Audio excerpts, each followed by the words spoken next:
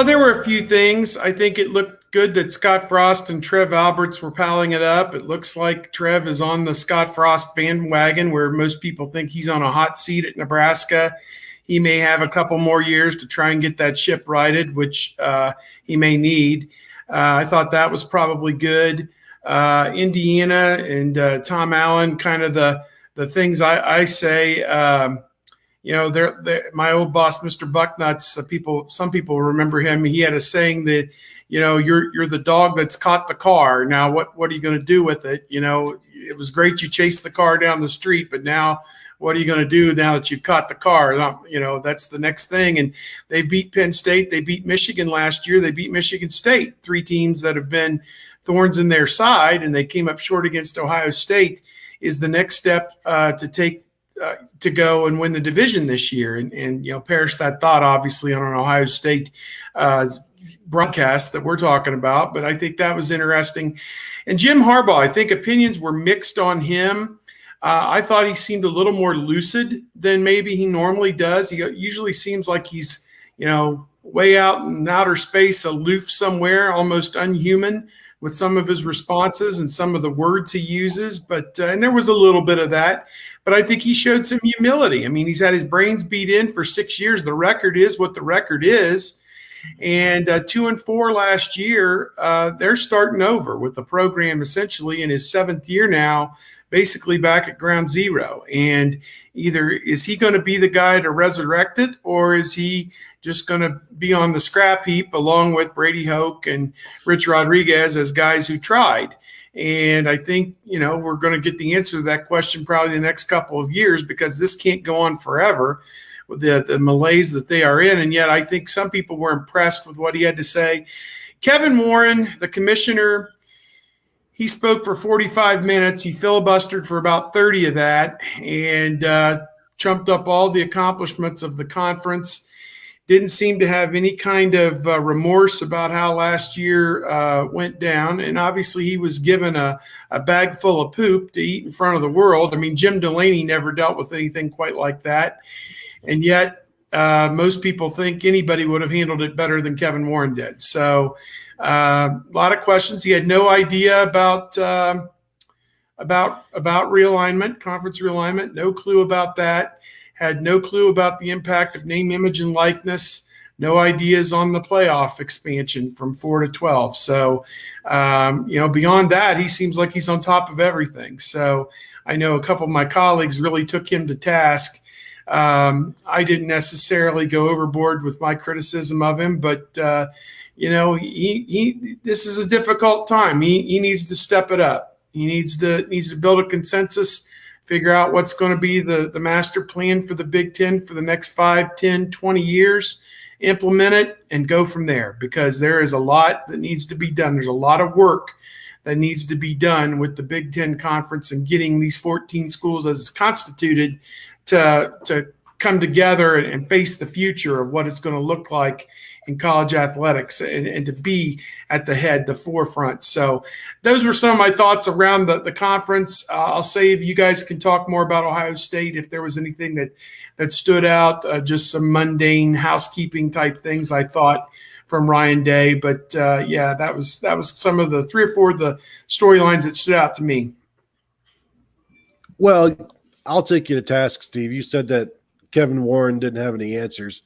His answers were, well, we're going to watch and we're going to see what happens. So for you to say he has no answers, sir, he has answers, and it's sit by and watch everything happen around him and then maybe try to do something should the need arise. He was roundly criticized day one, and I swear on day 2 he looked hurt by it because he was still introducing each coach. And, he was upbeat on day 1, and he sure seemed downbeat on day 2 at the start of it, because I'm sure he thought he hit a home run on that day 1, answering all of those questions that people were asking. He was out there in front of everybody answering questions, except he wasn't answering any of the questions.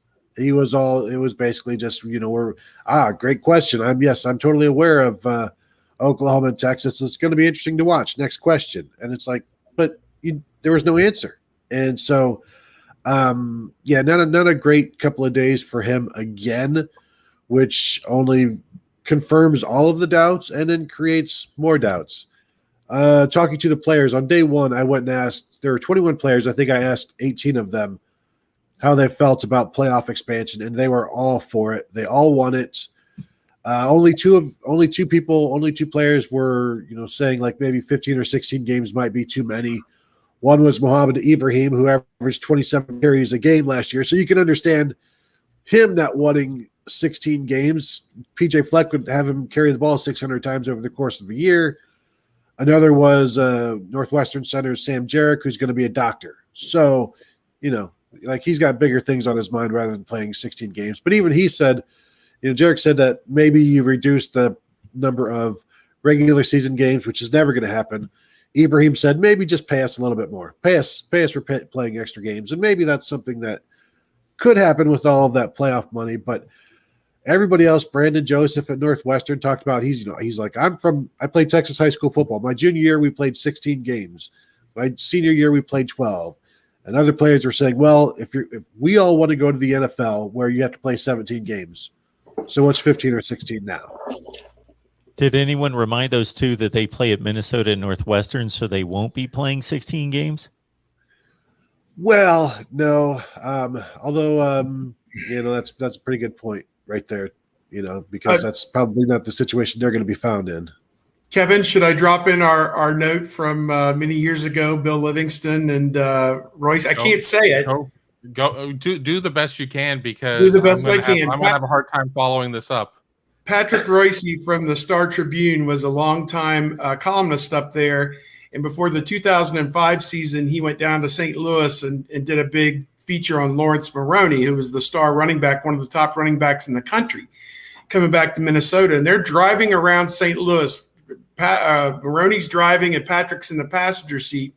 And he asks him, Lawrence, have you given any thought about Minnesota, maybe winning the Big Ten and playing in the Rose Bowl? And here's Patrick Maroney, his response. It was the top running back in the country, the star player at Minnesota. He said, quote, Minnesota ain't playing in no MF Rose Bowl, end quote. So that even the star player at Minnesota had reasonable expectations about what the possibilities were there for the Golden Gophers. But don't tell PJ Fleck that, because he's going to row that boat furiously until he gets Minnesota into the primetime game. I mean, he's already coached in the primetime when he was where was he? Western Michigan. He made a bowl, and they gave Wisconsin a better game than his first Minnesota team did when he got to Minnesota the following year. They got blown out.